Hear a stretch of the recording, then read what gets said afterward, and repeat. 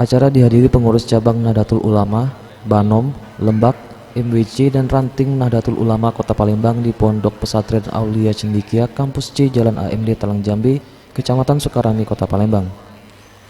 Kegiatan diawali dengan pembacaan Yasin yang ditujukan untuk para pendahulu pimpinan Nahdlatul Ulama dan dilanjutkan dengan tausiah.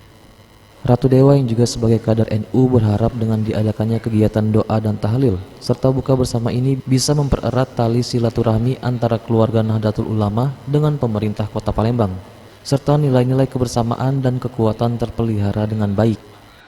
Hadir di acara undangan dari pengurus NU Cabang Palembang beserta Banom-Banom NU, semoga tali silaturahmi saya sebagai kadernya dari Banom NU dan juga pengurus NU turut hadir pada acara zikir dan tahlil bersama dengan harapan tetap nilai-nilai kebersamaan kekeluargaan terpelihara dengan baik.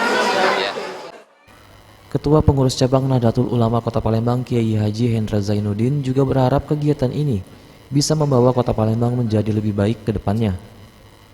Alhamdulillah hari ini PCNU Kota Palembang mengadakan buka bersama ya, yang dihadiri oleh pengurus NU, MWC itu tingkat kecamatan, Ranting tingkat kelurahan, lembaga, Banom dan warga NU yang ada di Kota Palembang.